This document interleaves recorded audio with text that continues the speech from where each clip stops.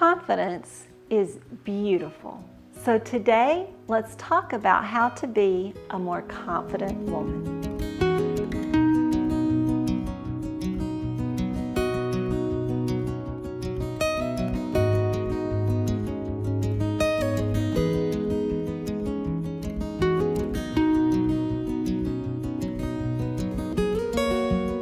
Hello and welcome to today's special edition video. And first, let me wish you a happy Mother's Day. Whether you are a mother or not, you are an influential woman. There are people who love you and who admire you and who have needed you in their life. And I want you to know today that you are valued as a woman, whether you have children, you've raised children or not. And so I want to wish you a happy day. And this video is for you. It's for every woman, and especially those of us who are over 50. You know, sometimes as we get older, we can actually begin to lose a little of our confidence at a time in life when you would think we would just be rolling in confidence. Not too long ago, one of my readers actually asked me to do a video about how to be a more confident woman. Maybe she thought I had some. But honestly, I have struggled with confidence myself throughout the years, especially I think in my 20s and 30s. As a mother, at times I didn't feel so confident. I didn't always feel like I was doing it right. Maybe you felt that way sometimes too. And about the time I would start to feel like I got my feet under myself and kind of got my feet on my ground and I knew what I was doing, things would change, right? My kids would go through a different stage, or we would move and things would change, and the school year would change, and my kids would get new teachers and everything, and then my confidence would wane again. So it's been a struggle really to be a confident woman. But you know what? Confidence is beautiful and it shows up. And a healthy confidence that is tempered by a healthy humility is extremely beautiful.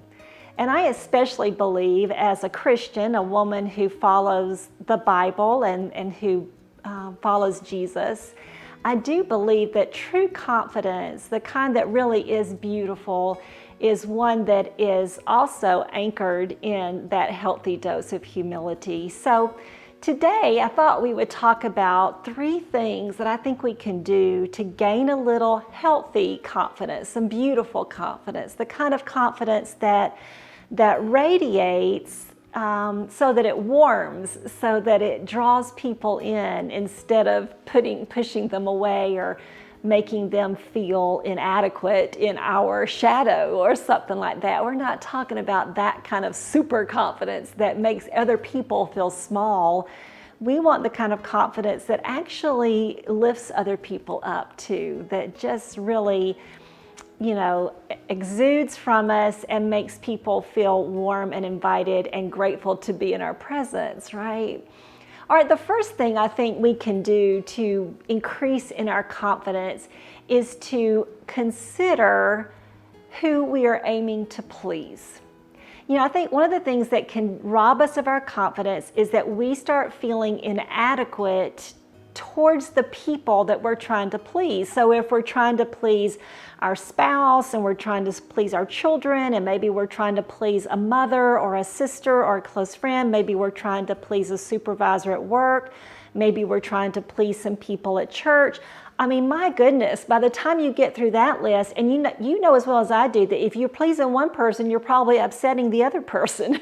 So when we're trying to please all these people, it can very quickly rob us of our confidence. I think the solution to that is instead to choose to please one. And that one, of course, for me, is God. Now, when I decide that, hey, I only really have an audience of one, I have one that I need to please, and that is God.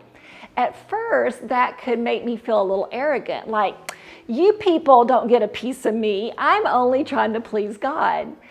But honestly, if I really want to please God, then that doesn't make me arrogant. That makes me humble, because I have a holy God. I have a God that honestly I can never, ever on this earth live up to his expectations. I can't live up to his standards. He is a perfect God, and I am an imperfect, sinful woman.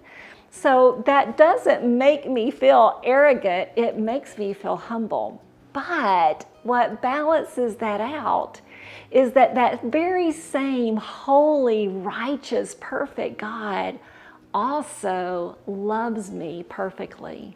You see, unlike all the other people that I may be trying to please, when I try to please God, I am trying to please one who loves me lavishly. It says in God's word that he rejoices over me. He delights in me. He created me, and he is mindful that I am made of dust. He does not have unrealistic expectations of me like other people might. So, number one, when I aim to please God instead of trying to please everybody else in my life, it humbles me, but it also lifts me up when I realize that that one I'm trying to please loves me so very much. The number two thing that I need to do if I want to develop a little bit more confidence is I have got to stop comparing myself. And you know, we all fall into that comparison trap. And ladies, that's exactly what it is. It is a trap. Because whether I come out on top or come out on bottom of that comparison, it is not healthy. And one day I'll be up and the other day I'll be down. And comparison, it just leads to things like jealousy and envy and also arrogance and pride. And it's just not godly. So when I'm comparing myself, that will not lead to confidence. I have got to get off of that track. Number three thing I can do, though, is I have got to develop some courage. Now, you might think, well, Kay, if I had some courage, then I'd already have some confidence. But you know what? I do think that we need to be courageous women. And courage is not being like just oblivious to the things that lie ahead or the hardships or the difficulties or the awkward moments. Courage is saying, I see that for what it is and going forward anyhow in faith and in perseverance. You know, I used to tell my children when they were about to enter into something that made them feel small or made them feel inadequate and they needed some courage, I would tell my kids, you know what? Everything good comes after something awkward. Things are always awkward before they get good. And I want you to think about that. Every good thing in your life, I'll bet you, came after a period of awkwardness. Really, seriously, right now as an exercise, I want you to think about all the greatest things in your life. The greatest things in your life probably include things like your marriage, your family life, maybe your career, maybe a certain friendship or two, maybe being a part of your church and a ministry that you're in there, maybe something that you do in your community, maybe you lead a certain group and that just really brings you pleasure. Maybe you have a hobby like gardening or sewing that you're proficient at. I guarantee you that all of those things, whether they're relationships or they're things that you have great knowledge in, you first went through an awkward stage where you felt like you didn't know what you were doing and you didn't know who you were to get to that place. There was that first date, that first conversation, that first kiss, all awkward, but look what you got now. There were those children you held in your arms and you thought, what in the world do I do with this baby? And it felt so awkward, but look what you've done now. You have a family. It's that job that you applied for and you thought, do I even know what I'm doing? And then you went to that one day, that first day of work, and you felt awkward and you thought, I don't know what I'm doing, but look what you achieved now. Every good thing begins with something awkward. And so I want you to remember that the next time that you come across another awkward situation, whether that awkward thing is simply trying a new style hack that I've recommended, or it's starting a new friendship, or going to a new class or new group, when you have to do that awkward thing, I want you to be a courageous woman because you remember that every good thing begins with awkward. When I remember that, it makes me more courageous.